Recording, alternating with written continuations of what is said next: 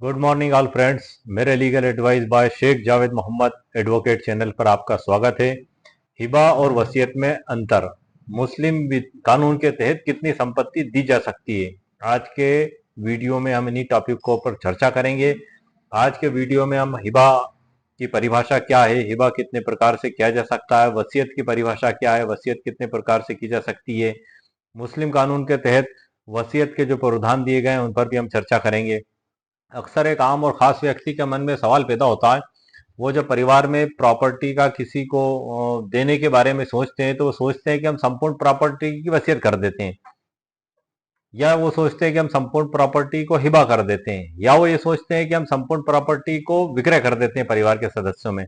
तो ऐसी स्थिति में जो हिबा, वसीयत, विक्रय जो किया जाता है तो इनमें क्या कानूनी प्रावधान होंगे, ये बड़े महत्वपूर्ण है। क्योंकि एक सबसे महत्वपूर्ण बात यह है कि एक मुस्लिम व्यक्ति एक तिहाई से अधिक संपत्ति की वसीयत नहीं कर सकता, लेकिन हिबा संपूर्ण संपत्ति की वो कर सकता है। सबसे मुख्य अंतर है।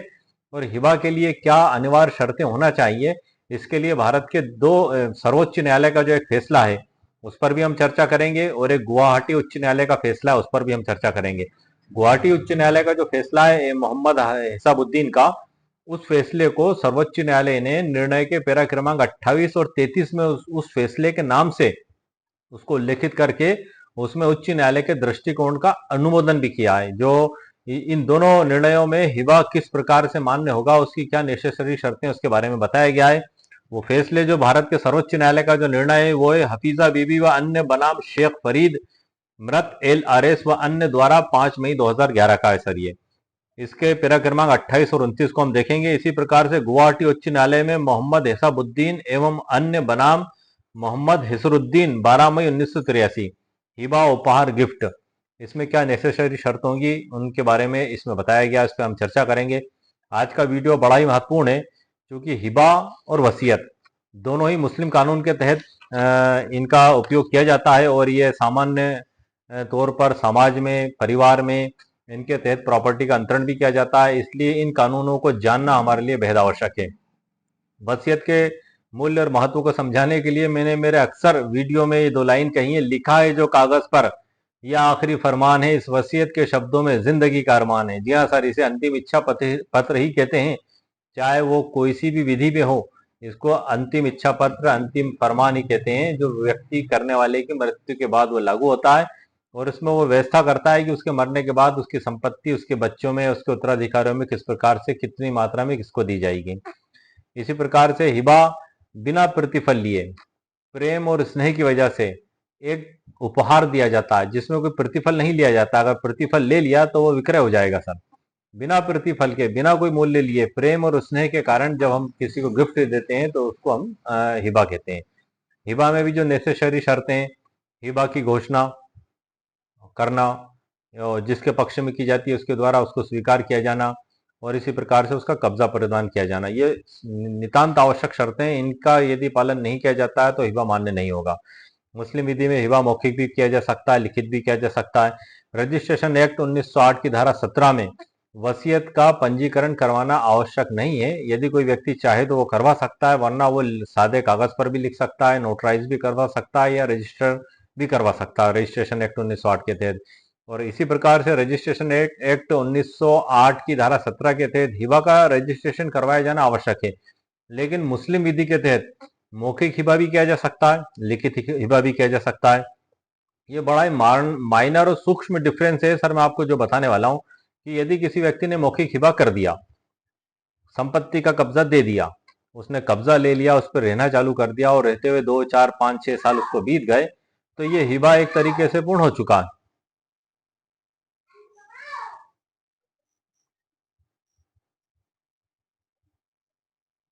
तो ये हिबा ही एक तरीके से सर पूर्ण हो चुका है। अब सवाल ये उठता है कि क्या इसका रजिस्ट्रेशन एक्ट 1908 की धारा 17 के तहत रजिस्ट्रेशन करवाना आवश्यक है, क्योंकि एक अचल संपत्ति का अंतरण हुआ है, वो भी 100 रुपए से ऊपर की कीमत का। तो मौखिक हिबा का पंजीकरण आवश्यक नहीं है। अब सवाल ये उठता है कि जब मौखिक हिबा का पंजीकरण नहीं है तो कौन से हिबा का पंजीकरण करवाया जाएगा। अब आप इस मौखिक हिबा को लेकर यदि आप तहसीलदार साहब के समक्ष कृषि भूमि है उसका नामांतरण करवाने गए, या प्लाट, मकान, भूमि का नगर पालिका में नामांतरण करवाने गए, तो उसका लिखित रूप मांगते हैं। तो जब आपके द्वारा उस पहले जो मौखिक रूप से हिबा किया गया था उसको आप याददाश्त हिबानामा मेमोरेंडम जिसको कहते हैं हम हिबानामे के रूप में जब आप लिखते हैं, तब वैसे हिबानामे का रजिस्ट्रेशन एक्ट 1908 के तहत रजिस्ट्रेशन करवाना आवश्यक नहीं है।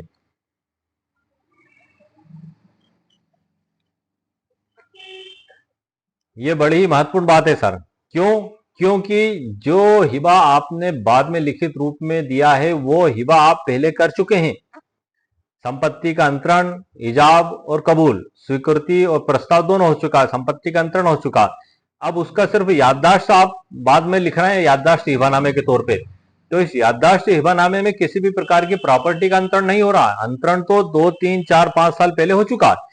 तो ऐसी दशा में संपत्ति अंतरण अधिनियम 1882 की धारा 129 के तहत इस प्रकार के हिबानामे का रजिस्ट्रेशन आवश्यक नहीं है। संपत्ति अंतरण अधिनियम 1882 की धारा 129 जिसमें याददाश्त हिबानामा जिसको हम मेमोरेंडम गिफ्ट डीड भी कहते हैं, गिफ्ट विलेख, जिसको पंजीकरण नहीं करवाना किस प्रकार से बताया गया है कि वो रजिस्ट्रेशन आप नहीं भी करवाएंगे तो मान्य होगा, उस पर हम चर्चा करेंगे। और उस पर चर्चा करने से पहले मैं आपको जानकारी दे दूं कि संपत्ति अंतरण अधिनियम 1882 की धारा 122 में गिफ्ट की परिभाषा दी गई है। उसमें जो परिभाषा दी गई है मैं शॉर्ट में आपको वर्ड टू वर्ड पढ़ के बता रहा हूं। दान किसी वर्तमान या जंगम स्थावर संपत्ति का वह अंतरण है जो एक व्यक्ति द्वारा, जो दाता कहलाता है, दूसरे व्यक्ति को जो अदाता कहलाता है, स्वेच्छा और प्रतिफल के बिना किया गया हो और अदाता द्वारा या की ओर से प्रतिगृहित किया गया हो।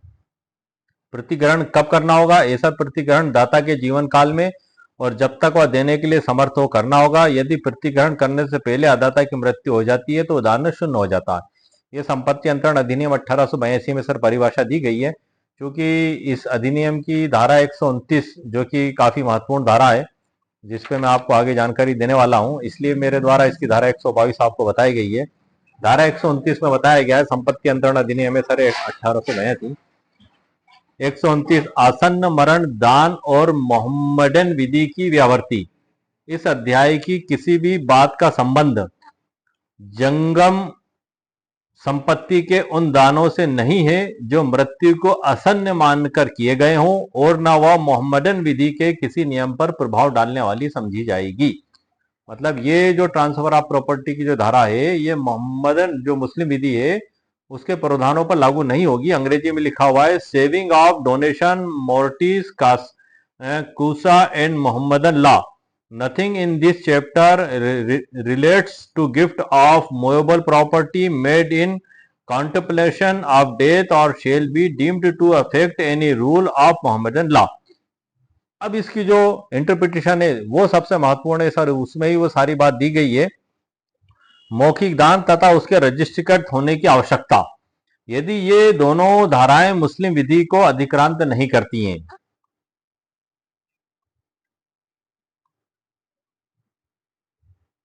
संपत्ति अंतरण अधिनियम की धारा 123 एवं 129 मौखिक दान से संबंधित मामलों पर मुस्लिम विधि को अधिक्रांत नहीं करती हैं। यह आवश्यक नहीं होता है कि इस प्रकार के मामलों में संपत्ति अंतरण अधिनियम की धारा 123 एवं 138 द्वारा यथापेक्षित एक रजिस्ट्रीकृत लिखित होना चाहिए। मतलब ये इसमें स्पष्ट बताया गया है कि मौखिक दान यदि किया गया है तो उसका रजिस्ट्रेशन आवश्यक नहीं है, लेकिन यदि लिखत में निष्पादन होता है, ये बड़ी गौर से सुनने वाली बात है सर, आप बिल्कुल ध्यान से सुनिएगा। यहीं से मुस्लिम विधि के तहत जो रजिस्ट्रेशन आवश्यक नहीं है वो आपको पता लगेगा।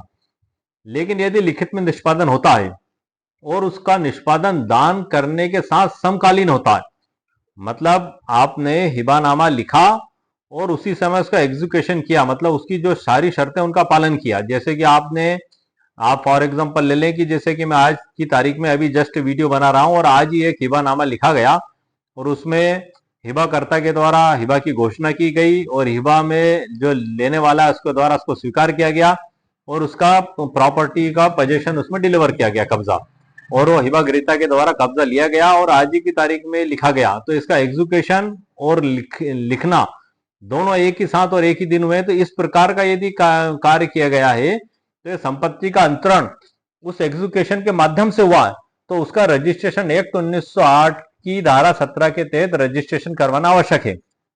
क्योंकि लिखत के साथ ही उसका एग्जीक्यूशन हुआ है, मतलब घोषणा, स्वीकार और कब्जा का डिलीवर।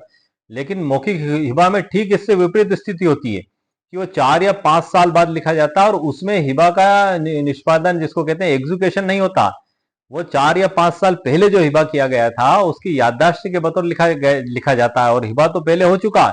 4 या 5 साल पहले, 3 साल पहले संपत्ति का अंतरण भी हो चुका है, इजाब और स्वीकृति, प्रस्ताव स्वीकृति वो भी हो चुके हैं। ये सिर्फ एक मेमोरेंडम होता है। तो इस प्रकार का जो याददाश्त हिबानामा लिखा जाता है उसको रजिस्ट्रेशन एक्ट 1908 की धारा 17 के तहत रजिस्ट्रेशन करवाना आवश्यक नहीं है, क्योंकि वो एक याददाश्त हिबानामा हमें लिखित रूप में दिखाई जरूर देता है, लेकिन वास्तव में वो मौखिक हिबा ही है जो पहले हो चुका है, और उसी को याददाश्त हिबानामे के रूप में लिखित रूप में दिया गया है। अब हम इसमें आगे बढ़ते हैं सर। लेकिन यदि लिखित में निष्पादन होता है,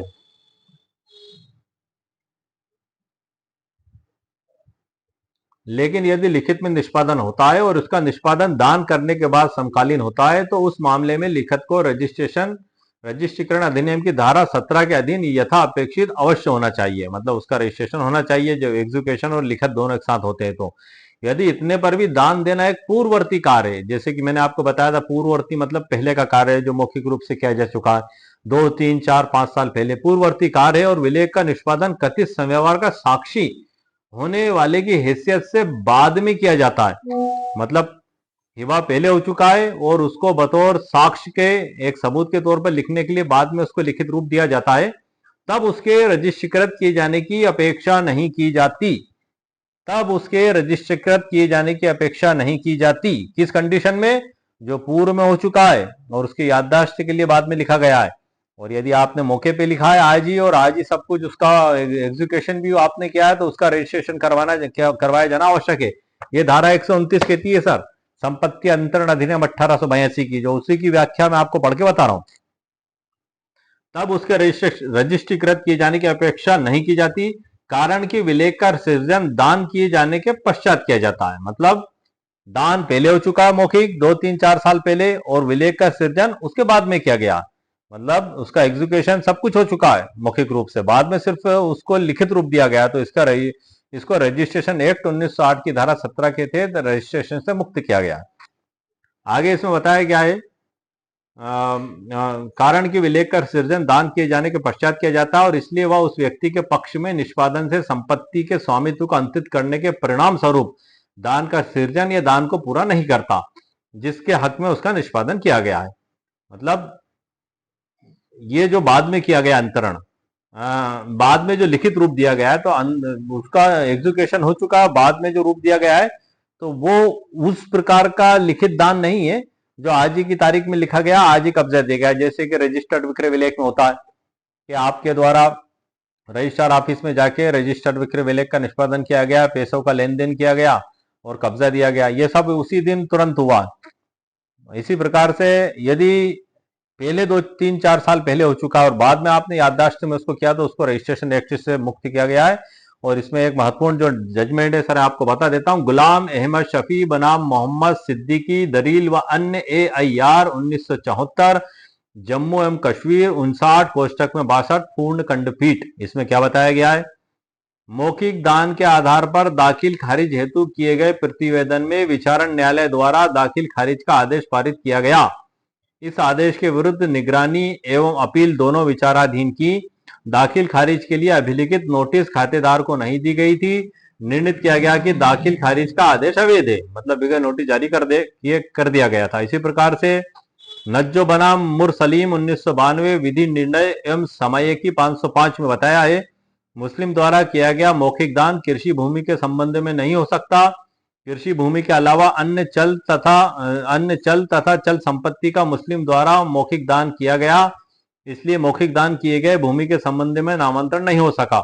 रसूल बेग बनाम मोहम्मद 1992 विधि निर्णय समया की 319, इसमें यह भी बताया गया है।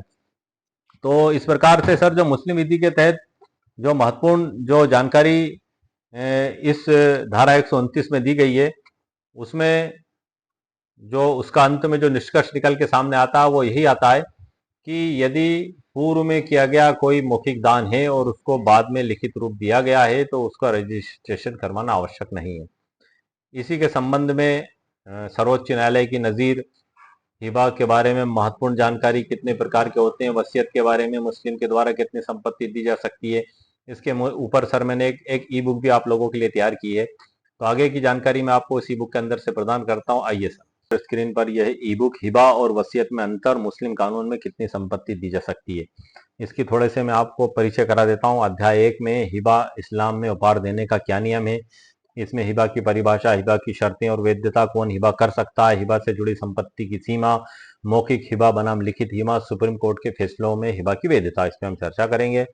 वसीयत, अध्याय 2 में वसीयत, मृत्यु के बाद संपत्ति का प्रावधान, वसीयत की परिभाषा, वैधता, वारिस गैर वारिस, वन थर्ड से अधिक संपत्ति की वसीयत नहीं की जा सकती, रजिस्ट्रेशन एवं गवाह के नियम आदि, इस पर हम चर्चा करेंगे। और अध्याय 3 में विक्रय, मुस्लिम द्वारा संपत्ति बेचने का अधिकार, मुस्लिम अपनी संपत्ति पर क्या अधिकार रखता है, किस प्रकार से विक्रय कर सकता है, विक्रय और हिबा में मूल अंतर क्या है, वारसियों की सहमति, वसीयत के संबंध में विक्रय और हिबा का क्या प्रभाव होता है आदि पर हम सब पे चर्चा करेंगे।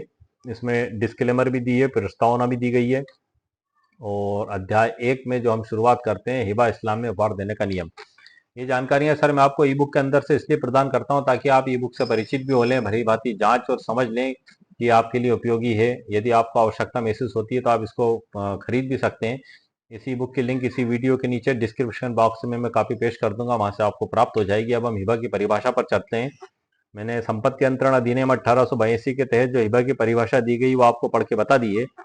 अब हिबा की जो डेफिनेशन है, हिबा एक अरबी भाषा का शब्द है जिसका अर्थ होता है कोई व्यक्ति अपनी संपत्ति का स्वैच्छिक और बिना किसी मूल्य के स्थायी रूप से हस्तांतरण, ट्रांसफर किसी अन्य व्यक्ति को करता है, उसे हिबा कहते हैं।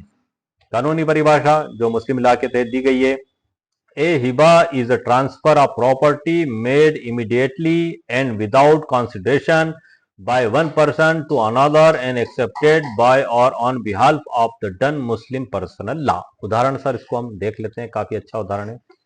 अगर राशिद अपने जीवित रहते अपनी जमीन का एक टुकड़ा अपने बेटे फहीम को तोहफे में दे देता है, तोहफा मतलब गिफ्ट या उपहार, और फहीम इसे स्वीकार कर लेता है और कब्जा भी ले लेता है, तो यह एक वैध हिबा माना जाएगा। हिबा की शर्त और वैधता क्या होगी सर? हिबा को वैध माने जाने के लिए 3 मुख्य शर्तों का पूरा किया जाना आवश्यक है, जिसमें नंबर 1 है प्रस्ताव, दूसरा स्वीकृति और तीसरा कब्जा। प्रस्ताव में दाता को साफ साफ और बिना दबाव के घोषणा करनी चाहिए कि वह संपत्ति को तोहफे में दे रहा है। स्वीकृति, एक्सेप्टेंस बाय डोनी, जिसे संपत्ति दी जा रही है उसे डोनी या दानगिरीता भी कहा जाता है, उसे उसका स्वीकार करना आवश्यक है। तीसरा है कब्जा, डिलीवर ऑफ पोजेशन, संपत्ति का वास्तविक कब्जा हस्तांतरित होना चाहिए, बिना कब्जा दिए हिबा पूर्ण नहीं माना जाएगा। नोट या तीनों शर्तें मौखिक या लिखित किसी भी रूप में हो सकती हैं। उदाहरण के तौर पे अगर नसीमा बी ने अपनी दुकान अपने पोते आरिफ को हिबा कर दी लेकिन आरिफ ने उसका कब्जा नहीं लिया तो वह हिबा अधूरी और अमान्य मानी जाएगी। विधि के तहत हिबा कौन कौन व्यक्ति कर सकते हैं? नंबर 1, संपूर्ण रूप से सक्षम व्यक्ति ही हिबा कर सकता है, जिसमें नंबर 1 मुस्लिम होना चाहिए, नंबर 2 बालिग मतलब 18 वर्ष से ऊपर उसकी उम्र होना चाहिए, नंबर 3 समझदार साउंड माइंड होना चाहिए, नंबर 4 संपत्ति का मालिक होना चाहिए। नाबालिग, दीवाना या बेहोश बेबस व्यक्ति हिबा नहीं कर सकता। किसी को जबरदस्ती डरा धमका के, बेला फुसला के, झूठ बोल के महिलाएं भी हिबा कर सकती हैं सर, यदि वे संपत्ति की मालिक हैं। उदाहरण के तौर पे फरहीन भी एक मुस्लिम महिला अपनी व्यक्तिगत जेवर की संपत्ति अपने बेटी को हिबा कर सकती हैं। व्यक्ति की संपत्ति उनकी बेटी को हिबा करना चाहती हैं, कर सकती हैं। हिबा से जुड़ी संपत्ति की सीमा, limit of transfer by hiba, ये सर बड़ी महत्वपूर्ण बात है। वसीयत और हिबा, वसीयत में लिमिटेशन है लेकिन हिबा में ऐसी कोई लिमिटेशन निर्धारित नहीं की गई है। मुस्लिम कानून में व्यक्ति को अधिकार है कि वह अपनी पूरी संपत्ति हिबा कर सकता है, इसमें कोई सीमा नहीं है। जैसे वसीयत में केवल 1/3 होती है, यानी अगर अली साहब अपनी 100% संपत्ति अपने छोटे बेटे को हिबा कर देते हैं तो यह वैध होगा, चाहे बाकी वारिसों को कुछ ना मिले। लेकिन वसीयत करते हैं तो अवैध होगा, क्योंकि 1/3 की शर्त लगी हुई है मुस्लिम विधि में कि कोई भी मुस्लिम विधि 1/3 से अधिक संपत्ति की वसीयत नहीं कर सकता, लेकिन हिबा कर सकता है। लेकिन यदि यह साबित हुआ कि हिबा धोखे से या मृत्यु के समय बिना होश में किया गया है तो अन्य वारिस आपत्ति इसमें कर सकते हैं। मौखिक हिबा बनाम लिखित Hiba, oral versus return Hiba, इसमें भी हम महत्वपूर्ण डिफरेंस समझ लेते हैं कि मौखिक हिबा वैध है लिखित हिबा अधिक सुरक्षित होता है। मुस्लिम लॉ में रजिस्ट्री आवश्यक नहीं है, रजिस्ट्रेशन एक्ट 1908 के तहत, लेकिन भारतीय सिविल कानून के तहत यदि अचल संपत्ति का हिबा है तो पंजीकरण अधिनियम, जिसे रजिस्ट्रेशन एक्ट 1908 भी कहते हैं, के तहत उसको रजिस्ट्रेशन करवाना आवश्यक है। तो ये मुस्लिम लॉ में आवश्यक नहीं है, लेकिन कुछ कंडीशन में, जैसे कि मौखिक हिबा और मेमोरेंडम याददाश्त हिबानामा बाद में लिखा जाता है। इसके संबंध में सर जो महत्वपूर्ण निर्णय है, इसमें एक निर्णय तो जो मैंने आपको बताया था, ये देखना है, गुवाहाटी उच्च न्यायालय का है, मोहम्मद हेसाबुद्दीन एवं अन्य बनाम मोहम्मद हेसरुद्दीन एवं अन्य 12 मई 1983। इस पे कुछ बताने से पहले सर मैं इसके नीचे जो भारत के सर्वोच्च न्यायालय का फैसला है उस पर आपको बताना चाहूंगा।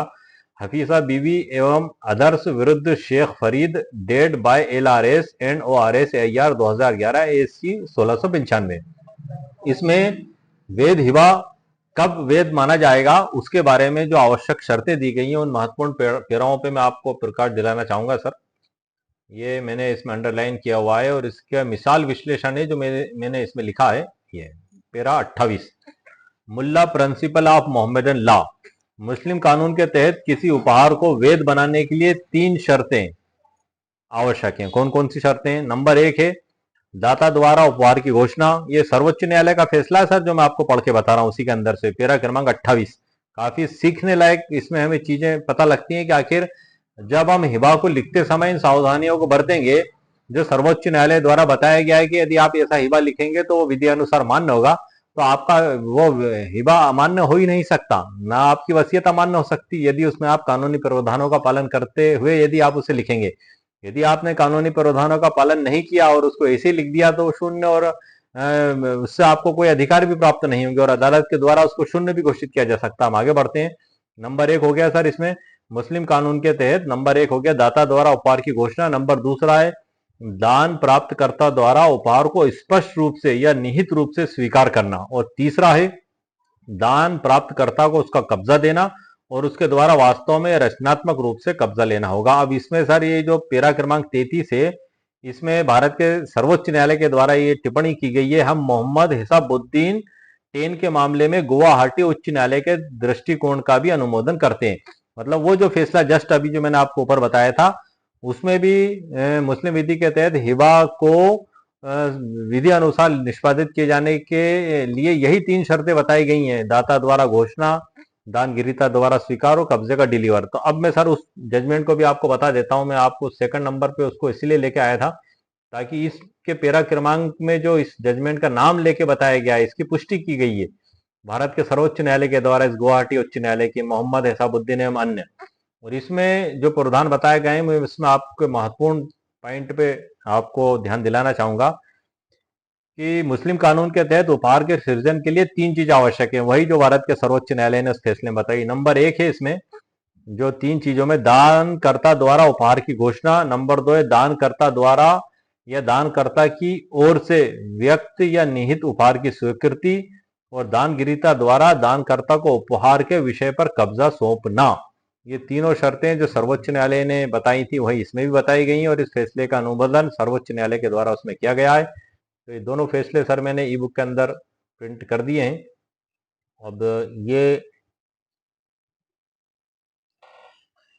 इसका निष्कर्ष देख लेते हैं सर अब हम कि तत्व हिबा में नियम क्या है। जीवन काल में एक उपहार है, रजिस्ट्री आवश्यक नहीं लेकिन सुरक्षित है, कब्जा अनिवार्य, सीमा 100% तक दी जा सकता है। इसमें वसीयत जैसा प्रतिबंध नहीं है कि आप 1/3 से अधिक संपत्ति का हिबा नहीं कर सकते, पूरी संपत्ति भी आप हिबा में दे सकते हैं, किसी को भी विक्रय भी कर सकते हैं।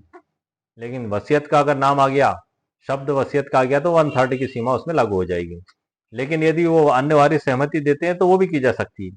गवाह आवश्यक नहीं पर होना अच्छा है, दस्तावेज मौखिक या लिखित दोनों मान्य है। अब इसमें सर हमारा जो है अध्याय 2 वसीयत, मृत्यु के बाद संपत्ति का प्रावधान इसमें बताया गया। वसीयत पे, वसीयत की जो परिभाषा है, यह एक ऐसी घोषणा है जो मुस्लिम व्यक्ति अपनी मृत्यु के बाद लागू होने वाली संपत्ति के हस्तांतरण के लिए करता है।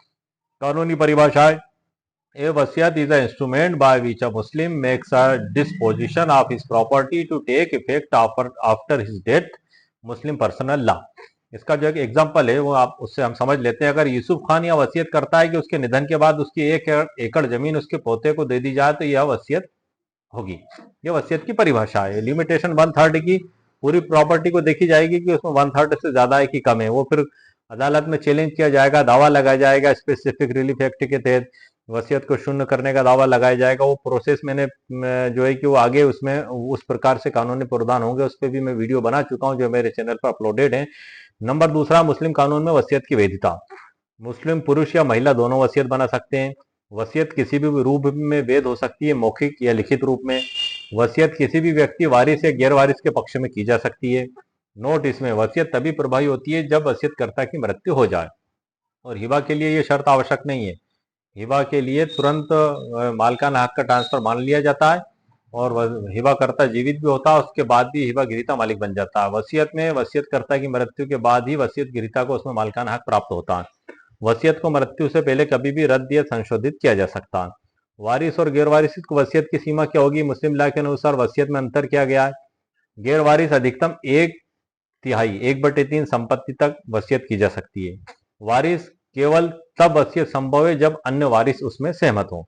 उदाहरण, अगर अली ने अपने निधन के बाद अपने ड्राइवर गैर वारिस को अपनी संपत्ति का 50% देना चाहता है तो केवल 1/3 हिस्सा ही मान्य होगा, अगर अन्य वारिसों की इसमें सहमति ना हो। इसमें अधिकतम 1/3 की सीमा का जो सिद्धांत बताया गया है, बिना वारिसों की सहमति के वसीयत केवल 1/3 संपत्ति तक ही वैध मानी जाएगी। ये इसमें बिल्कुल स्पष्ट बता दिया गया है सर। यह सिद्धांत इस्लामिक हदीस पर आधारित है। तुम्हारी संपत्ति का केवल 1/3 हिस्सा वसीयत के लिए उपयुक्त है। हदीस सही मुस्लिम, ये उसमें बताया गया। संपत्ति की गणना, मृत्यु के बाद सभी कर्ज और जनाजा के खर्च के बाद बची संपत्ति का 1/3 हिस्सा इसमें आएगा। वारिस की सहमति पर पूरी संपत्ति की वसीयत। यदि सभी वारिस साफ साफ सहमति देते हैं कि हाँ पूरी संपत्ति की वसीयत कर दो, तो वसीयत विधि अनुसार मान्य होगी। पूरी संपत्ति भी वसीयत के माध्यम से दी जा सकती है, लेकिन वारिसों की सहमति से।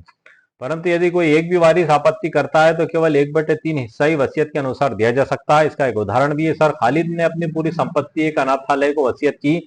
यदि उसके बच्चों ने सहमति दे दी तो पूरी वसीयत मान्य होगी, अन्यथा केवल 1/3 तक वो मानी जाएगी।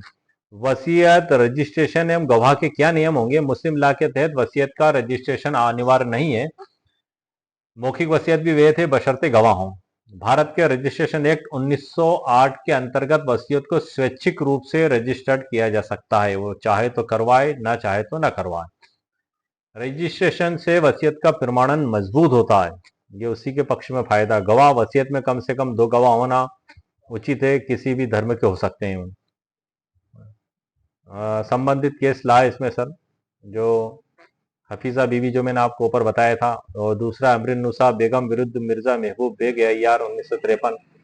न्यायालय ने इस बात पर प्रकाश डाला कि यद्यपि विधायिकाओं के पास कानून पारित करने की शक्ति है, लेकिन उन्हें संविधान की सीमाओं के भीतर ऐसा करना चाहिए तथा वे मनमाने ढंग से व्यक्तियों को उनके कानूनी अधिकारों से वंचित नहीं कर सकते। न्यायालय की भूमिका यह सुनिश्चित करना है कि ऐसी विधायी कार्रवाइयां संवैधानिक सिद्धांतों, विशेषकर समानता के अधिकार के अनुरूप होनी चाहिए। ये इसमें बताया गया है। निष्कर्ष में इसमें क्या बताया गया है सर? इसके बाद फिर हमारा अंतिम अध्याय होगा। इसमें जो निष्कर्ष में बताया गया है कि क्या है, मृत्यु के बाद संपत्ति का हस्तांतरण है साहब वसीयत। अधिकतम सीमा 1/3 बिना वारिस की सहमति से। पूरी संपत्ति की वसीयत वारिसों की सहमति से। वारिसों को वसीयत तभी मान्य जब अन्य वारिस सहमत हो। रजिस्ट्रेशन आवश्यक नहीं पर लाभकारी है। गवाह होना उचित है, कम से कम 2। परिवर्तन रद्द मृत्यु से पहले कभी भी संभव है। रजिस्ट्रेशन एक्ट 1908 की धारा 17, उसमें तो इसको स्वैच्छिक बताया गया है। इसी प्रकार से भारतीय उत्तराधिकार अधिनियम 1925 की धारा 59 और 63 में भी वसीयत के बारे में सर बताया गया है। 59 में बताया गया है कि वसीयतकर्ता का बालिग और स्वस्थ चित्त होना आवश्यक है। बालिग मतलब 18 साल से ऊपर, और स्वस्थ चित्त मस्तिष्क का। और 63 में बताया कि 2 गवाहों की उसमें उपस्थिति आवश्यक है। उन गवाहों के सामने वसीयतकर्ता उस वसीयत पर दस्तखत करेगा, और वसीयतकर्ता के सामने वो गवाह उस वसीयत पर दस्तखत करेंगे। गवाहों को मालूम भी होना चाहिए कि उस वसीयत में क्या लिखा हुआ है, क्योंकि कल से यदि कोई विवाद पैदा होता है तो यही गवाह अदालत में, कोर्ट में जज साहब के सामने खड़े होकर ये कहेंगे कि हाँ सर, ये वसीयतकर्ता की अंतिम इच्छा है, इसने हमें बताया भी था और यही लिखित रूप भी दिया था, और इस वसीयत में यही बात लिखी गई है, हमने देख के, पढ़ के, सुन के, समझ के इस पे दस्तखत किए हैं, और वसीयतकर्ता की अंतिम इच्छा यही है। ये चीजें नेसेसरी हैं सर। यदि आपने इसको अदालत में साबित किया तो आप केस आसानी से जीत जाएंगे, और यदि आप इन चीजों को साबित नहीं कर पाए तो आपका केस जीतना काफी मुश्किल होगा। इसमें अध्याय 3 में जो देख लेते हैं, विक्रय सेल जिसे हम कहते हैं, मुस्लिम द्वारा संपत्ति बेचने का अधिकार, मुस्लिम द्वारा अपने संपत्ति पर अधिकार। इसमें जो बताया गया है कि हर वयस्क समझदार और संपत्ति का मालिक मुस्लिम को यह पूर्ण अधिकार है कि वह अपने स्व अर्जित या उत्तराधिकार में प्राप्त संपत्ति को स्वेच्छा से बेच सकता है। इसमें ना तो किसी धार्मिक अनुमति की आवश्यकता होती है, ना ही वारिसों की पूर्व सहमति की। वसीयत में है, इसमें नहीं है। नोट, यदि पैतृक या साझा एस्ट्रल और जॉइंट हो तो उसकी स्थिति अलग हो सकती है, नीचे समझाया गया हो। नीचे किस प्रकार से समझाया गया है? हालांकि मुस्लिम लॉ में सर जो हिंदू विधि के तहत जो पैतृक संपत्ति की जो परिभाषा दी गई है कि 4 पीढ़ियों से बिना विभाजन के बंटवारे के चली आना चाहिए, चौथी पीढ़ी उसमें सैद्धांतिक होता है, तो ये सिद्धांत मुस्लिम विधि में लागू नहीं होते हैं। मुस्लिम विधि में पैतृक संपत्ति जैसे सिद्धांतों के बारे में बताया नहीं गया है, उस बारे में उसमें कुछ नहीं बताया गया है। विक्रय और हिबा में मूल अंतर इसमें बताया है कि उद्देश्य क्या है। विक्रय मूल्य लेकर संपत्ति का हस्तांतरण है और हिबा बिना मूल्य तोहफे में संपत्ति को देना है। अगला होता है सर कब्जा। कब्जा जरूरी प्लस पंजीकरण। रजिस्ट्री में कब्जा अनिवार्य, पंजीकरण नहीं भी चलेगा। वारिसों की सहमति आवश्यक नहीं और इसमें आवश्यक है। विवाद की स्थिति अधिक मजबूत, मूल्य लेन देन स्पष्ट होना चाहिए, ये इसमें बताया गया है। अब जीवित रहते संपूर्ण संपत्ति बेचने की स्वतंत्रता। मुस्लिम पुरुष या महिला को यह पूर्ण अधिकार है कि वह अपने जीवन काल में पूरी संपत्ति बेच सकता है, चाहे वह स्वअर्जित हो, उत्तराधिकार में मिली हो, दोनों प्रकार की। मुस्लिम कानून में वारिसों का संभावित अधिकार मात्र मृत्यु के बाद उत्पन्न होता है, इसलिए जीवित रहते वारिसों का कोई वैध हस्तक्षेप का अधिकार उसमें नहीं होता है। उदाहरण के लिए अगर सलमा बी ने अपने जीवन काल में अपनी जमीन किसी गैर को बेच दी तो उसके बेटे उसकी मृत्यु के बाद यह दावा नहीं कर सकते कि वह संपत्ति उनकी है। क्या वारिसों की सहमति आवश्यक है? नहीं। जीवित रहते विक्रय के लिए वारिसों की कोई सहमति आवश्यक नहीं, चाहे वह बेटा, बेटी, पत्नी या भाई ही क्यों ना हो। रजिस्ट्री के लिए सर जो आवश्यक है कि विक्रेता वैध मालिक हो, विक्रय दस्तावेज विधि पूर्वक बना हो और विक्रय में धोखाधड़ी, दबाव या फर्जीवाड़ा ना हो। इसका अपवाद है यदि संपत्ति नाबालिग वारिस की हो, यदि संपत्ति ट्रस्ट या वक्फ की हो, तब गार्जियन या वक्फ बोर्ड की अनुमति आवश्यक हो सकती है। संपत्ति विवाद में विक्रय और हिबा का क्या प्रभाव होगा, इसकी स्थिति को मैंने चार्ट से सर बताया है। स्थिति यदि रजिस्टर्ड सेल डीड है, प्रभाव अत्यंत मजबूत, कोर्ट में टिकाऊ, एक स्ट्रॉन्ग एविडेंस माना जाएगा। मौखिक हिबा हो और कब्जा ना हो, कमजोर स्थिति होगी सर। वसीयत और वारिस सहमत ना हो, अधिकतम 1/3 ही मान्य है।